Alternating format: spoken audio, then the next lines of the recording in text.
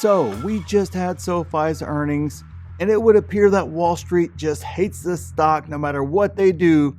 But are there some big problems starting to show as well with SoFi, the company? So I'll give you the truth about this earnings call. I'll also give you the truth about why the stock price is going down. I'll give you the truth on how you can lose big time with SoFi stock. And I'll give you the truth about how to win with SoFi stock. So make sure you like the video if you like getting the truth about the hype, because that is exactly what you're going to get today, guys. We're going to talk about a lot of truth in regard to SoFi stock, because I know it's a hard time out there. I know you guys are just feeling maybe a little bit down right now in regards to your SoFi investment. So let's get into the truth and start off with the first one, which is the truth about the earnings call. Now, earnings were good, but not excellent like past earnings calls, and pretty much like we are used to with SoFi stock. We were very, very much used to, hey, we're getting beat down, but we had excellent earnings. And I can't say this time around, due to the high expectation that we have for SoFi, I wouldn't call them excellent this time around, but they were good. I didn't see anything that was a massive red flag or something that I was really worried about or anything else of that nature. So specifically here, guidance was maintained, which is good news, especially given the fact that some of the other numbers weren't nearly as well as we thought they would be and kind of look like we have us behind pace for the year. Now remember, expenses and the financials don't necessarily move linearly, right? It's not like it's they're guiding for X amount of EPS, and this applies to every company, guys, not just SoFi here, but X amount of EPS coming this year, and therefore it's broken. Let's just say it's $1 EPS, and therefore it's 25 cents this quarter, 25 cents next quarter, and so on and so forth. It tends to not do that. It tends to be, 20 cents one quarter, 30 cents the next quarter, and kind of so on and so forth. It's never even like that. So you could clearly tell here, and they kind of explained it a little bit in the earnings call, that the expenses move forward to this quarter to allow for a big second half of the year. So and the way that I proved that that's the actual strategy, even if you don't want to listen to the call and you don't want to listen to me, is why would you maintain your guidance if you're behind and you can't make it up in the meantime, right? That tells you that's kind of the strategy moving forward. And of course, we also had the valuation went down once again after earnings. That's right, guys. The valuation went down for SoFi stock. Now, if that doesn't make any sense to you, or you're kind of like, Luke, how is that possible? What the heck's going on there? And you want to learn valuation directly from me, the earnings flash sale is live, where you can see all the discussion on valuation with SoFi, what multiple to use, how to actually calculate it, how to include guidance in that number, what to avoid more importantly, and all the other discussion like that. And you want to be able to talk to me through live streams, free coaching, free courses, the best 6, 7, and 8-figure Discord out there helping you as well. We'll talk more about it at the end, but it's the pinned comment down there. Take advantage of that earnings flash sale before the sale ends and the price goes back up. So next up, why is the stock price going down? Now, I'm going to kick off this point right here by just simply saying, I couldn't care less. Okay? Just factually, I don't care. Wall Street does what Wall Street wants to do. Stock price, I know, does not indicate what big money thinks in regards to the stock. Now, it tells me what the traders are doing, but I'm not a trader, so I don't care. And you got to keep in mind with SoFi, the stock is, and it will be for some time here, trader controlled. Okay? You've got to understand that. When a stock is more trader controlled than more institutional controlled, and don't go by the percentages online and everything else, because not every institutional holder is created equal. Some of them are actual big funds that hold. Others of them are just simply ballooned up hedge funds that essentially trade all the time. Okay, there is a difference there in regards to all that sort of stuff. Right now, SoFi, given the spot it's in and everything else, is firmly trader controlled, and this is what traders do. And just look at the overall market, right? This earnings season hasn't been great for companies. Great reports are getting hammered. Not across the board, but I've seen some pretty good earnings, and they just, stock price just went down. Wall Street just decided to hammer them really for no reason whatsoever. Do I care? Not one bit. And remember, when I'm looking at SoFi's earnings, they weren't terrible by any stretch. They definitely weren't negative, definitely didn't warrant the beatdown it got, but it wasn't excellent either. It wasn't blown out of the water earnings this time around either. And you're going to see downward pressure after that when we're in this type of market where just that seems to be where Wall Street wants to go, right? I mean, unless it's just this unbelievable guidance, unbelievable quarter, seems like they kind of want to beat you down, right? Unless you're kind of a safety play or something else of that nature. That's what's happening in the growth names right now, kind of across the board. I mean, just look at fintech. Fintech has gotten destroyed the past few weeks. Ditto with the earnings, ditto with everything else is going on there with fintech in general. It just, they've been getting destroyed no matter what they do. And also keep in mind, SoFi stock, whether we like it or not, whether you want to admit it or not, was way overvalued just 3 months ago. Okay. Just 3 months ago, it was way overvalued. And this type of fall is what happens after a hype market, a hype run kind of peters out and everything kind of normalizes. This is perfectly normal. And guess what? What else is also perfectly normal? Whenever you have a hype market and you own a high growth name that gets a big run way over fair value, whenever that sort of thing happens, I understand all the pumpers were out there telling you it was going to 45 and then 60 and then 85 and whatever. Ignore that sort of trash. But nonetheless, what happens is they tend to come down, but not only come down, they tend to overcorrect to the downside, especially growth names who are growing at 40%. All right, that's one of the things you got to keep in mind here is that's what your kind of growth you're getting from SoFi, which is amazing, but that is also part of the way those type stocks are treated in hypey markets. And then of course, when those markets correct back the other way, it's not going to be nearly as smooth of a ride as it was before. And it's going to be much more of a boom bust type of cycle. The trend line still going up and to the right, but definitely much more of a boom bust type cycle. And unfortunately right now we are in the midst of that bust type of cycle, which leads us perfectly into the next point, which is how to lose with SoFi stock. All right, guys, this section is critical. We'll talk about how to win with SoFi stock here in just a moment here, but that section is completely irrelevant if you don't address and you fall for the things that we're getting ready to talk about in regards to how to lose with SoFi stock, okay? Just being upfront here, trying to be as honest as possible with you guys. So the first thing that will cause you to lose with SoFi stock is to believe a stock is dead money because it goes nowhere for a year or two. Okay, that is a complete fallacy. And let me give you guys a recent example just to prove the point as to how silly that narrative is. Now, that narrative is not silly if the fundamentals are not improving, but if the fundamentals are improving quarter in and quarter out, every single quarter, that is a complete fallacy and will cause you to miss out on fortunes. Okay, believing a stock is dead money because it goes nowhere and based upon stock price for, a year, 2 years, whatever the case is. Now think about this. Palantir bounced between $20 and $6 for 3 years, guys. 3 years. Palantir bounced between those prices. Now, you answer this question for me. Was that dead money? Or was it an opportunity to build out a massive position and retire on that position just a couple of years later whenever it went on its run? Okay. And no, don't play the game of, it's going to trade in and out of this and in and out of that. And then over the course of that 3 years, I perfectly would have timed right there to get right back in Palantir right before it ran up and see that right there would have been better. Impossible. If you could do that, there'd be trillionaire investors. There isn't.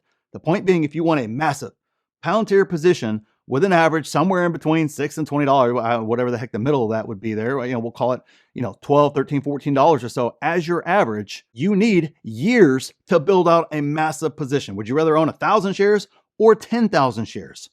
I know my answer. I'd much rather own 10,000 shares.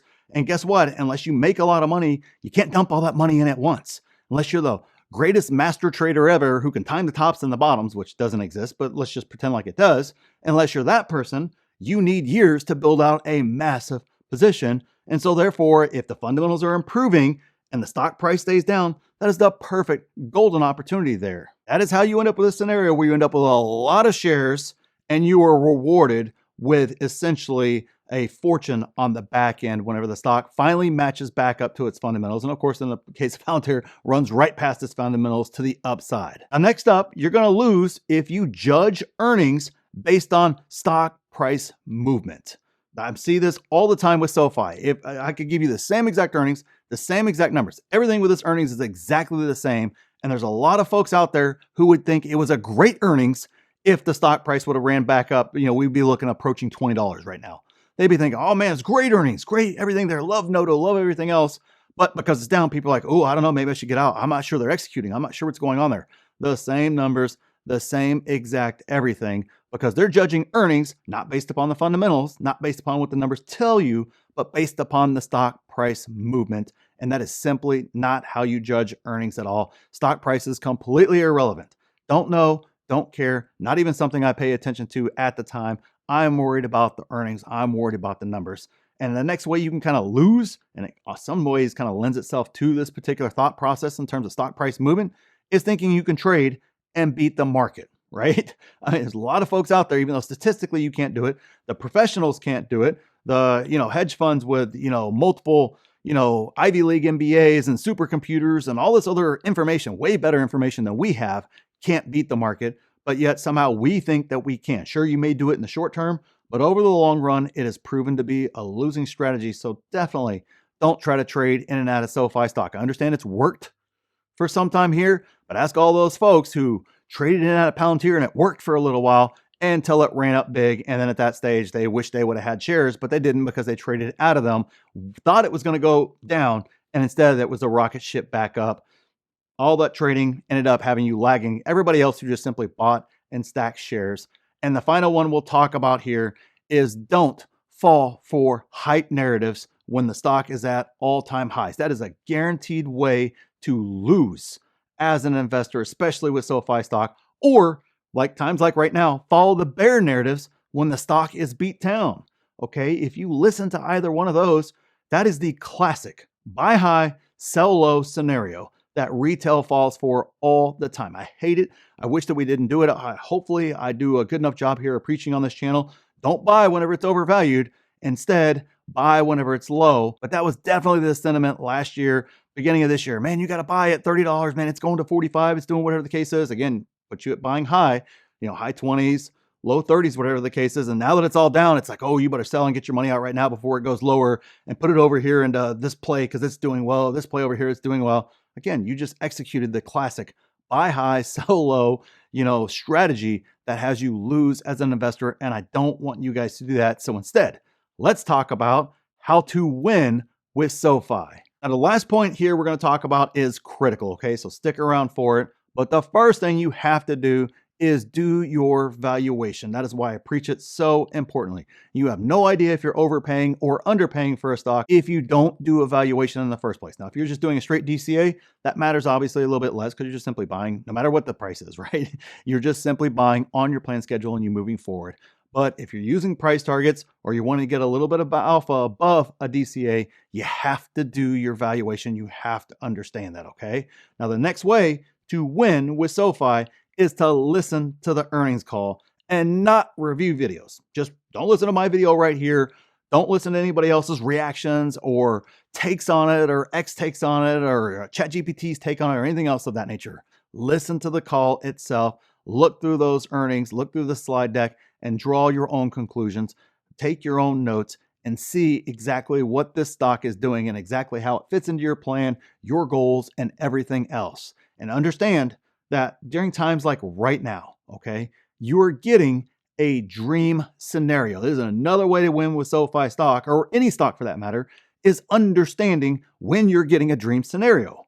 And a dream scenario is a company is performing, right? Fundamentals going up and to the right. They're also maintaining their guidance, or in some cases, increasing their guidance, and the stock gets beat down anyways. That is the perfect scenario. Everybody always says, oh, how did you get SoFi down the force? Because I executed whenever I got that dream scenario back then. Same thing, Palantir. How do you have that average under 10 bucks? Because I executed during the time when I was getting the dream scenario with Palantir. When a company is performing and the stock price get beat down, that is the dream scenario for any long-term buy and hold investor, which means, being upfront here, you're going to look foolish in the short term and look like a genius in the long term. That's how it works. Yeah, that may not seem like a dream scenario, but I can assure you it's how you end up in the dream scenario in the end, okay? So the next one is understand banking on a high level in regards to SoFi. All right, this is not the same as looking at financials for Google or Amazon or even Tesla or any of those other companies out there. It is completely different. So you have to understand that banking piece on a high level, understand their products, understand how the accounting is different for a fintech with a banking component as opposed to other companies out there where they don't do accounting that way. It's very, very different. You've got to understand those nuances and those differences. Otherwise, it's very easy to see a number and think it's bad when no, that's actually a great number when we're talking about lending, for example.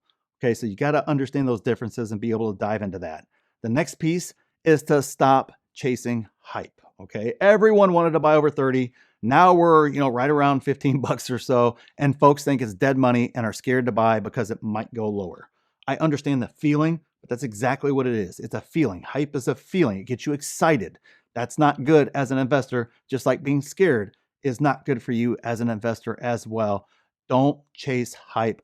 don't fall for the fear too, if I'm being honest with you. At 30 bucks per share, you were almost guaranteed to lose money and lose money fast. Now you might still lose some now if you buy today, but it's not nearly as profitable. And of course, it's not going to be nearly as much as you would have lost if you bought up there at $30 per share. So keep that in mind. Whenever the stock's riding high, man, there's a lot more money to be lost. The investment is a lot riskier at 30 as opposed to buying SoFi at 4, for example. It's a lot less risky buying it at 4 versus 30. Remember that equation. And also the final one, you just have to ignore the noise. This includes the bulls and the bears. Sorry, it's not going to $75 this month or last month or whenever the heck that narrative was floating around. And it's not falling all the way down to $5 either or going bankrupt or anything else of that nature. And that also includes all the nonsense around the dilution that was honestly 100% retail manufactured by social media. You didn't hear Wall Street talking about it as this big negative. You didn't hear investment banks. I know I spoke with some folks that I know out there in Wall Street land, and they were like, oh, this is the way growth companies grow. That's perfectly normal. Like, as a matter of fact, they'd be dumb not to use it in the way that they've used it so far. So it's a 100% retail narrative that caught, fire on social media. Therefore, people think it's real and it's a terrible idea for them to dilute you, which I heard the same exact thing with Palantir too. And people weren't buying Palantir because they were just going to dilute you and the stock was going to go bankrupt due to the dilution. I like how that turned out, right? Other examples are, Noto being a bad CEO last year just because the stock price fell down to 9. Again, loved how that worked out. Just ended up being a wonderful opportunity if you ignored that noise. So do your due diligence on this stock, do evaluation, have a plan and price targets in place so you simply execute regardless of what Wall Street decides to do. And that way you understand fundamentally what's going on with the company.